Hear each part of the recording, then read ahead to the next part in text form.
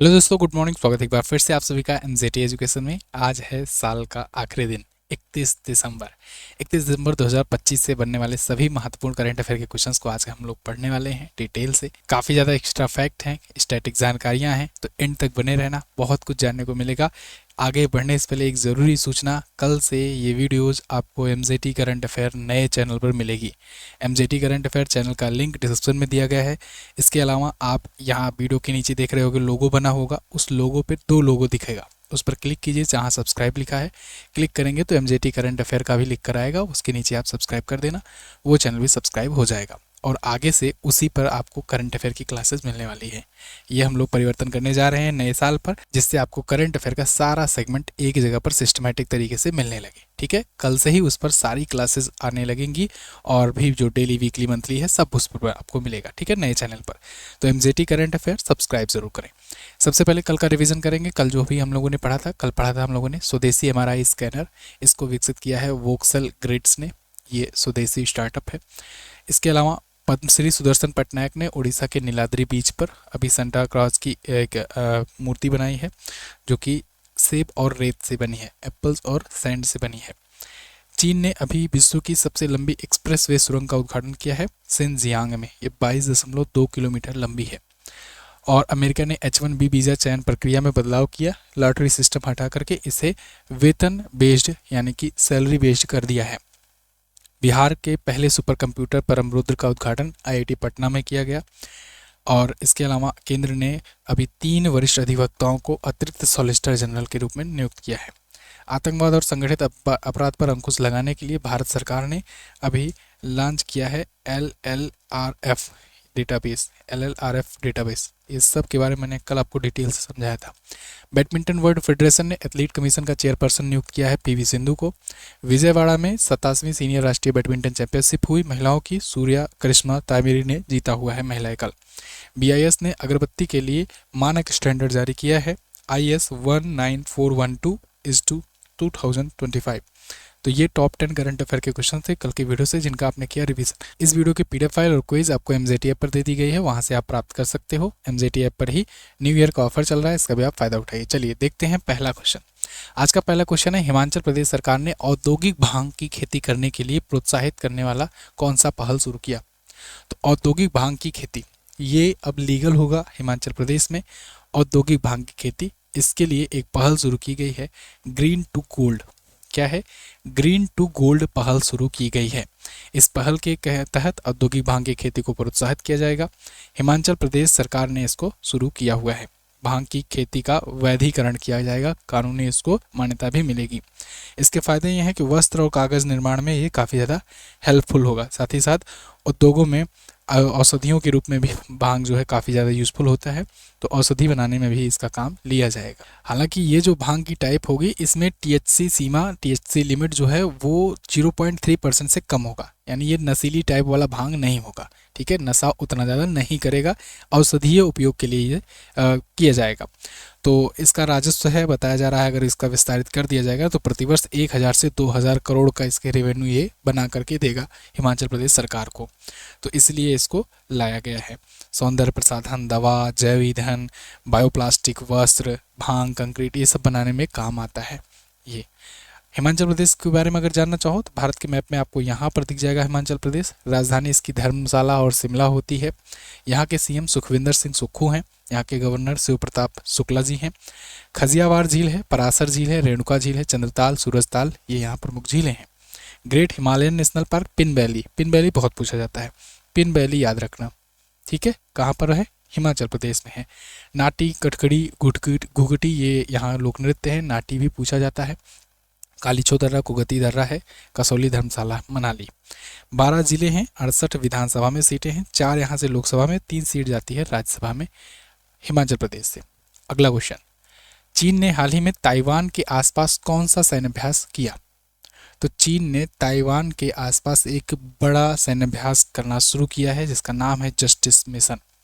Justice mission के नाम से, जस्टिस मिशन 2025 के नाम से ये कर रहा है। 5 तरफ से ताइवान को घेर लिया है। मैंने आपको इस टॉपिक पर वीडियो भी दी है, आप जाकर के चैनल पर देख सकते हैं, एमजेटी एजुकेशन मेन चैनल पर। तो ताइवान को 5 तरफ से घेरा गया है। ये घेराबंदी इसलिए किया गया है क्योंकि ये ताइवान को अपने में मिलाना चाहता है। ये वो खुलेआम कहता है, कोई नई बात नहीं है। जैसे भारत खुलेआम कहता है कि पीओके हम लेकर रहेंगे, पाकिस्तान भले ही फड़फड़ाए लेकिन भारत उसको लेकर रहेगा। ऐसे ही ताइवान को लेकर रहेगा चाइना, ये कहना है चाइना का।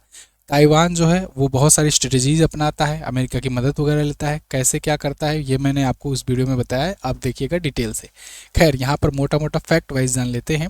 यहाँ सैन्य शक्ति का एक प्रकार से प्रदर्शन कर रहा था, 5 तरफ से घेर करके 5 तरफ से इसके एक्सरसाइज कर रहा था। ताइवान को यहाँ ये मिलाने की कोशिश में तो है चाइना, लेकिन इतना आसान भी नहीं है क्योंकि ताइवान सेमीकंडक्टर प्रोड्यूस करता है।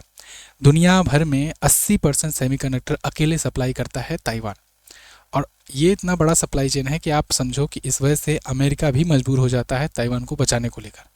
ताइवान की सुरक्षा जब तक रहेगी, ताइवान मतलब जब तक अपने आप में रहेगा, चाइना के आधिपत्य में नहीं आएगा, तब तक ताइवान सप्लाई करता रहेगा दुनिया को सेमीकंडक्टर अच्छे तरीके से, और अमेरिका को भी बड़ी मात्रा में सप्लाई करेगा।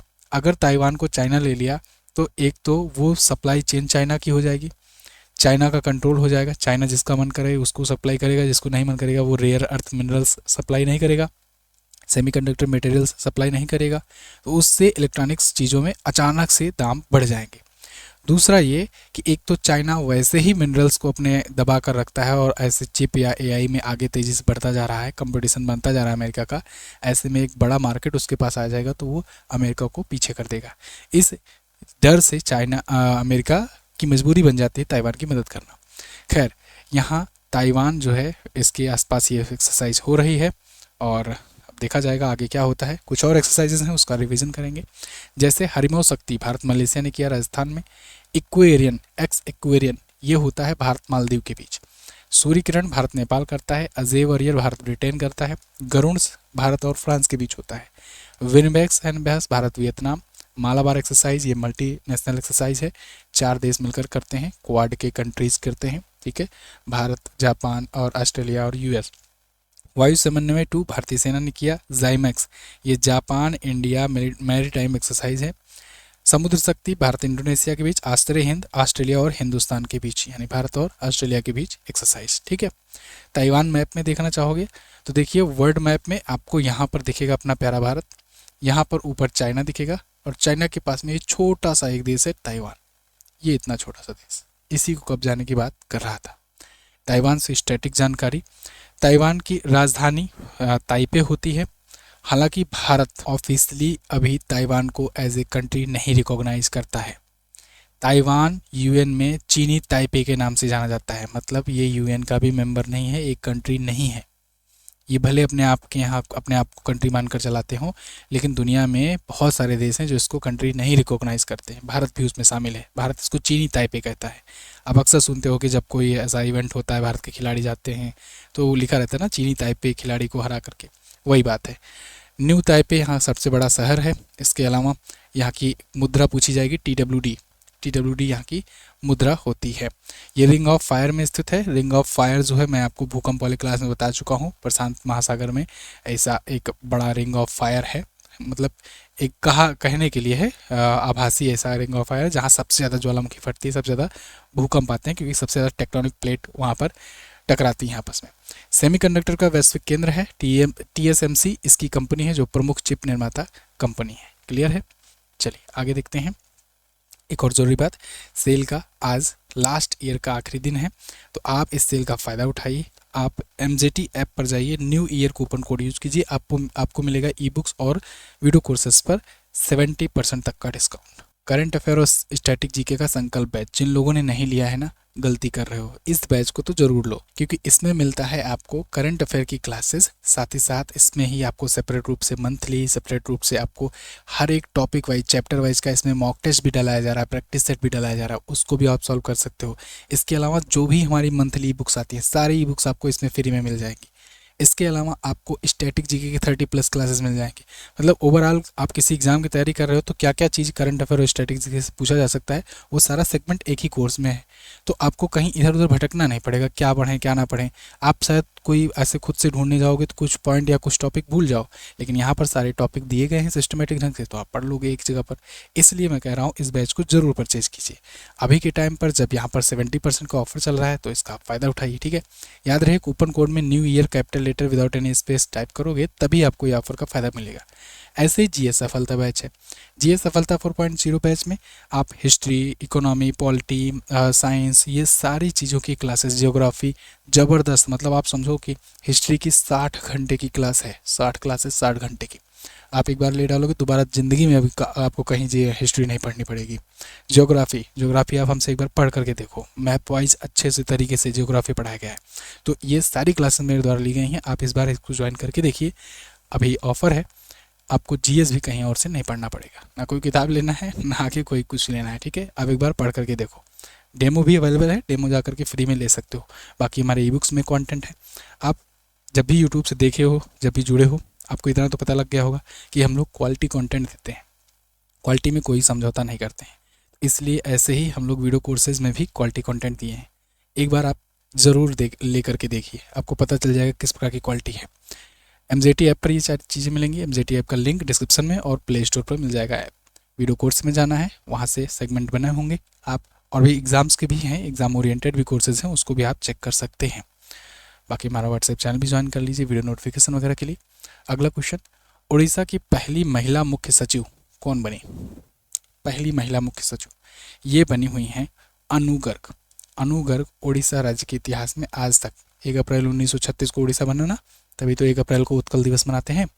1 अप्रैल 1936 से आज तक कोई भी महिला को सचिव नहीं बनाया गया है। ये वहाँ की राज्य की पहली महिला सचिव हैं अनु गर्ग। ठीक है, तो 2025 में इनकी 2026 अब तो लग गया, 2026 से इनकी जिम्मेदारियां रहेंगी।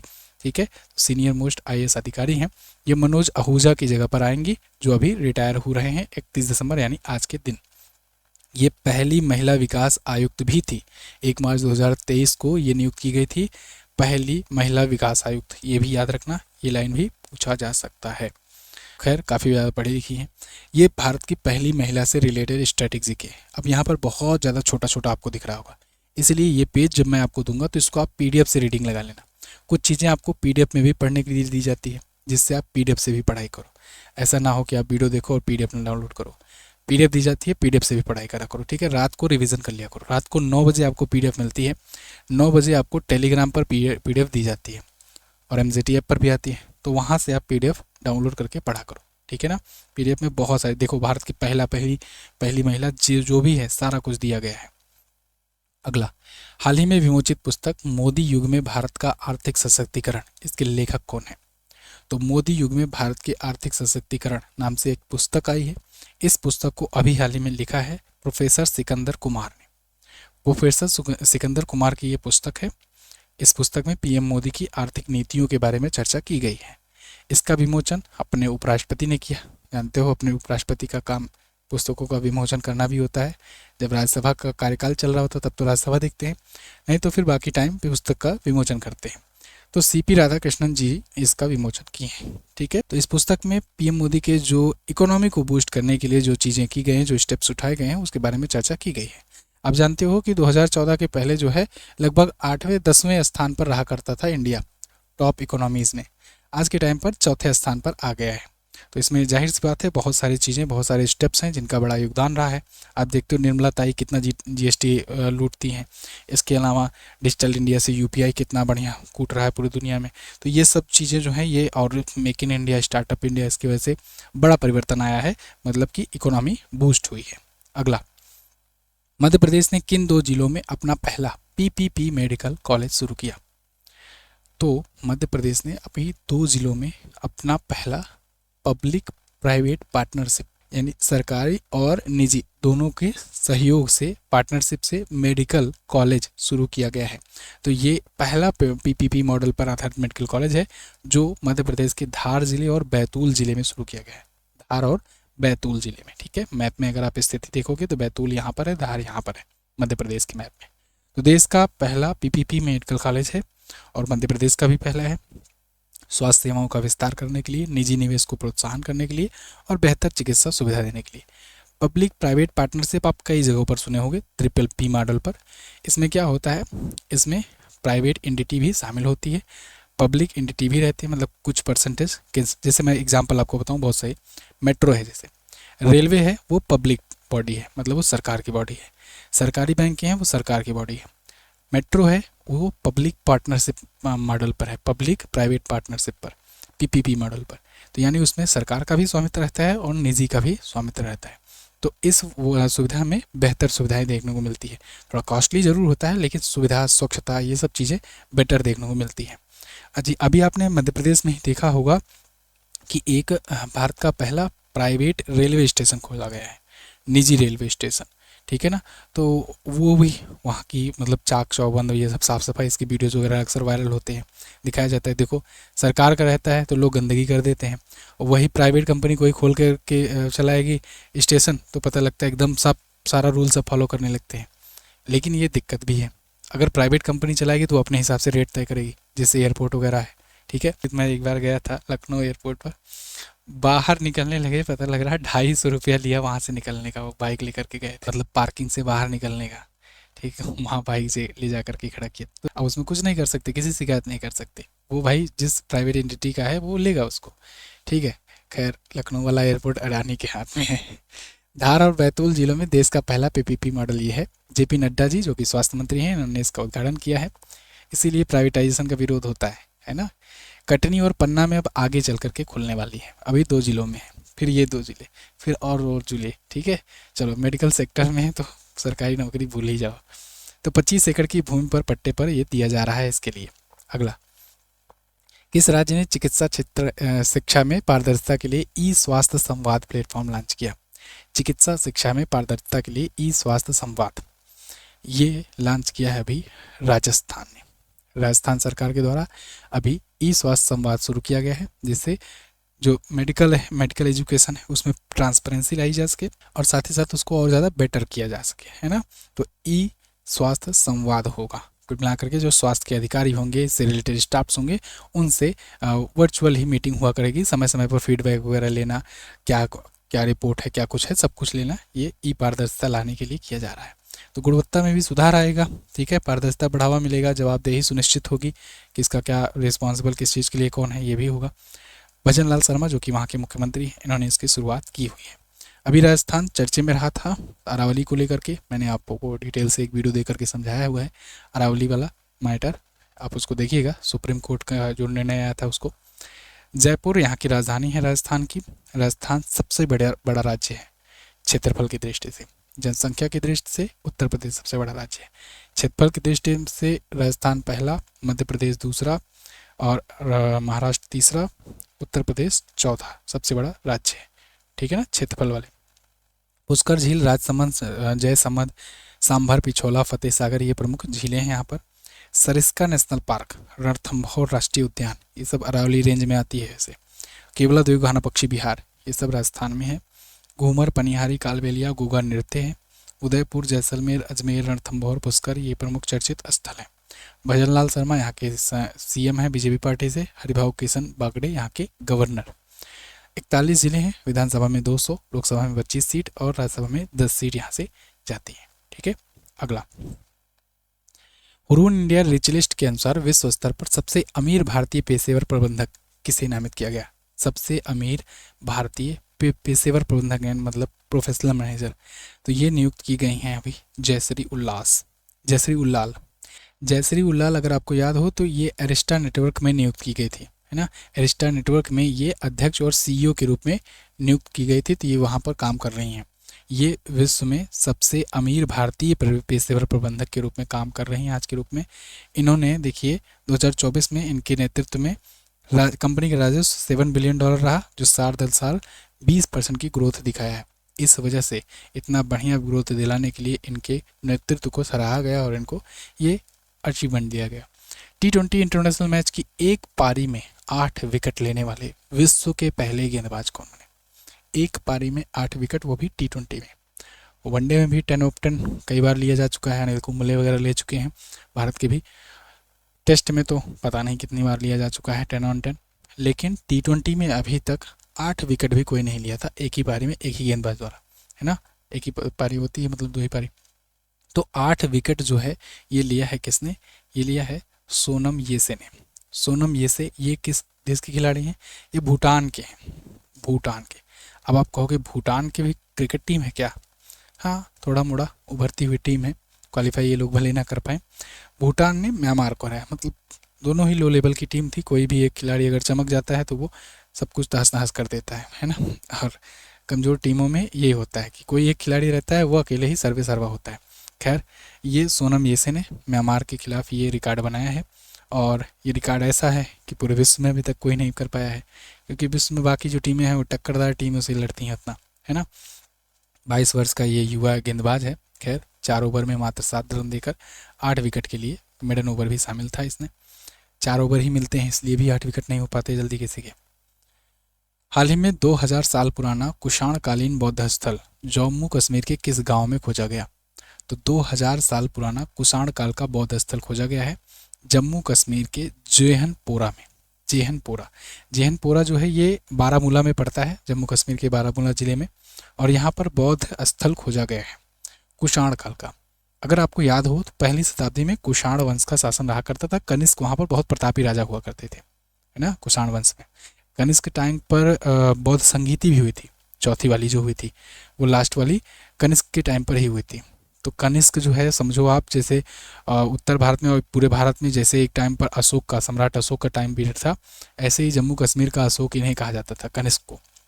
इन्होंने भी खूब अच्छे से विस्तार किया था, सिल्क रूट वगैरह पर कब्जा कर लिया था इन्होंने, है ना, चाइना वगैरह। इतिहास में पढ़ाए हैं सब अच्छे से आपको। खैर, बारामूला जिले के जेहनपारा गांव में ये खोजा गया है 2000 साल पुराना कुषाण काल का बौद्ध स्थल। ठीक है, स्तूपों की आधारशिलाएं, विहार कक्ष की बनावट ये गांधार शैली में है, गांधार शैली से मैच करती हैं। लगभग पहली और तीसरी सदी के बीच बनाई गई है, बीच के कुषाण वंश का ये बताया जाता है। कुषाण वंश इतने बीच में चला था। कुषाण वंश के बारे में संपूर्ण डिटेल है, अगेन इसको आप पीडीएफ से पढ़ पाओगे। यहाँ आपको थोड़ा सा रिफ्लेक्ट कर रहा होगा लाइट कैमरे का। तो इसमें आप जानिए कि कुषाण वंश का संस्थापक पूछा जाता है तो याद रखना कुजुल कड़फिसेस ये संस्थापक था। स्वर्ण मुद्रा चलाने वाला, ये देखिए, पहला कुषाण वंश का शासक था बीमा कड़फिसेस। कनिष्क इसी में हुए महान शासक थे। महायान बौद्ध धर्म से संबंधित थे। इसके अलावा चौथी संगीत हुई थी कुंडलवन कश्मीर में, वसुमित्र जिसके अध्यक्ष थे, अश्वघोष जिसके उपाध्यक्ष थे। ठीक है, और भी बाकी जो है ये आप इसको ध्यान रखिएगा, पढ़ लीजिएगा पीडीएफ से। भारत की पहली 3D फिल्म माई डियर कुट्टी चथन, इसको प्रसिद्ध कला निर्देशक का हाल ही में निधन हो गया। भारत की पहली 3D फिल्म के ये निर्माता थे। ठीक है, ये भारत की पहली 3D फिल्म थी। अभी तो आप बहुत सारी 3D फिल्म देखने लगे हो, लेकिन उन्होंने 1980 के दशक में ही ये लॉन्च कर दिया था 3D फिल्म माई डियर कुची चठन नाम से, मलयालम फिल्म थी। तो इसके निर्माता थे के शेखर, इनका अभी निधन हो गया है। ठीक है, तो इनकी ये 3D फिल्म थी, 1984 में इनकी ये फिल्म आई थी। 72 वर्ष की आयु में अभी 28 दिसंबर को इनका निधन हुआ। इन्होंने पदयाट्टम, नक्के थोडुरा, कन्नुम नाट्टू ये सब फिल्में दिए हुए हैं। ये नहीं पूछा जाएगा आपसे, ये पूछा जाएगा भारत की पहली 3D फिल्म का निर्माता कौन था, तो ये आपको याद रखना है एक क्वेश्चन में। बाकी ये और भी जो पिछले दिनों में जिनका निधन हुआ है, जिनका डेथ हुआ है, उनकी लिस्ट है। जैसे के शेखर, तो मैंने बताया आपको। विनोद कुमार शुक्ला जी, ये ज्ञानपीठ भी पाए थे अभी पिछले साल, इनको अभी इनका निधन हुआ है। शिवराज पाटिल, ये पूर्व गृह मंत्री थे और कई मंत्रालयों के मंत्री रह चुके, इनका निधन हुआ। फ्रैंक गरहेरी, ये विश्व प्रसिद्ध कनाडाई अमेरिकी वास्तुकार थे। स्वराज कौशल, मिजोरम राज्य के पूर्व राज्यपाल थे। रॉबिन स्मिथ, इंग्लैंड के क्रिकेटर। सर टॉमस स्टॉपर्ट, ब्रिटिश नाटककार। कुमारी कमला, ये भरतनाट्यम शास्त्रीय नृत्य। धर्मेंद्र, प्रसिद्ध अभिनेता। कामनी कौशल, अभिनेत्री। मालूम मर्दा तिमक्का, पर्यावरणविद। प्रोफेसर वैद्येश्वरन राजारमन, कंप्यूटर वैज्ञानिक। जेम्स वाटसन, वैज्ञानिक। तो इनका अभी सबका निधन हुआ है। ठीक है ना, ये दिख रहा है पूरी लिस्ट। चलिए, तो ये थे आज के दिन के top 10 current affair question. Again कल से यानी 1 जनवरी से आप सबको MZT करंट अफेयर नाम के नए चैनल पर आपको मिलेगी करंट अफेयर क्लास। चैनल को सब्सक्राइब कर लीजिए। नए चैनल पर मिलते हैं नए वर्ष पर। आप सभी को wish you very very very happy new year in advance. तो आपने 2025 में जो भी चीज़ किया, जो भी जैसा रहा आपका पूरा, अब इसको और निखारने का प्रयास कीजिए। 2026 में और अच्छे से मिलते हैं। इस बार अपनी उम्मीदों को, अपने जो भी अपने टारगेट बनाया है, उस टारगेट को आप अचीव कीजिए। अंतर्राष्ट्रीय नागरिक उड्डयन दिवस कब मनाया जाता है? तो मैंने कल पूछा था, 7 दिसंबर को मनाया जाता है। प्रोजेक्ट टाइगर की शुरुआत कब हुई थी? 1973 में। आज आपको क्या बताना है? आज आपको बताना है H1B वीज़ा किस श्रेणी का वीज़ा है। इसके अलावा नीदरलैंड की किस खिलाड़ी को BWF एथलीट कमीशन का उपाध्यक्ष नियुक्त किया गया है? दोनों क्वेश्चन के बारे में जो भी पता हो डिटेल से जरूर आंसर करना। थैंक यू सो मच यहाँ तक वीडियो देखने के लिए। मिलेंगे अगली क्लास में, अगली वीडियो में। तब तक के लिए नमस्कार, जय हिंद, वंदे मातरम।